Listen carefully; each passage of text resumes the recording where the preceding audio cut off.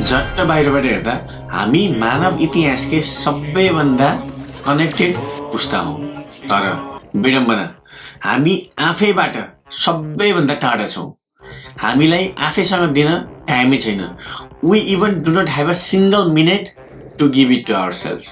दिनको 16 घन्टा हामी एउटा यस्तो डिजिटल अवतार बनाउन लाग्छौँ र सँगसँगै ब्याङ्क ब्यालेन्स बढाउन र आफ्नो अहङ्कारलाई सजाउन समय खर्च गर्छौँ, जुन अहङ्कार वास्तवमा एक्जिस्ट नै गर्दैन।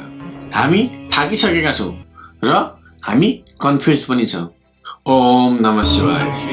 2082 सालको महाशिवरात्रिको तपाईँहरू सबैमा शुभकामना छ र हजुरहरू सबैलाई welcome back to my channel. I am Saroj and in this channel we focus on our self and take actions to become the better version of our self every single day. आजभन्दा करिब 1200 वर्ष अगाडि आदि शङ्कराचार्यले हाम्रो यो मानसिक छटपटीको एउटा अचुक औषधि दिनुभएको थियो। त्यो हो शिवोहम। शिवोहम शिवोहम, जुन चाहिँ निर्वाणा षट्कमबाट लिएको हो र यसमा भन्छ मन बुद्धि अहङ्कार चित्तानि नाहम।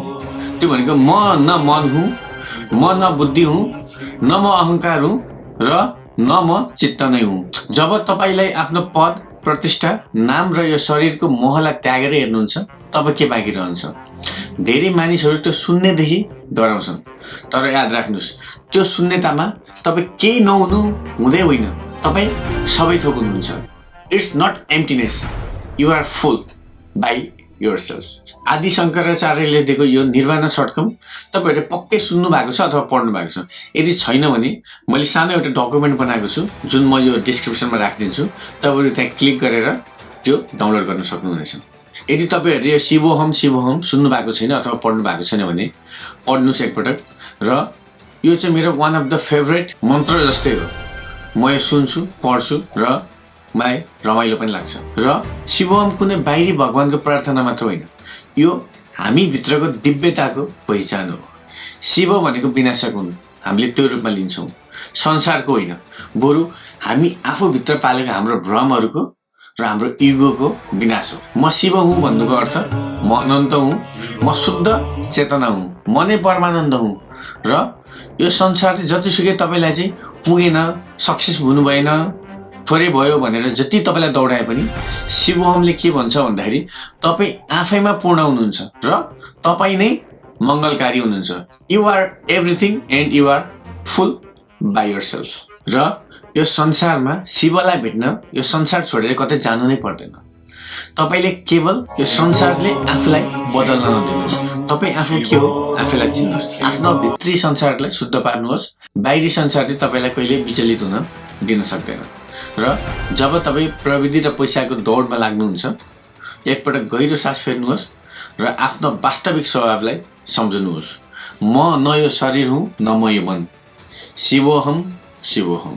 अहिलेको जमानामा हेर्नुभयो भने सबैभन्दा ठुलो पैसा नै हो। किन? हामी सबै पैसाको पछि लाग्छौँ। पैसाभन्दा ठुलो कसैको लागि केही पनि छैन।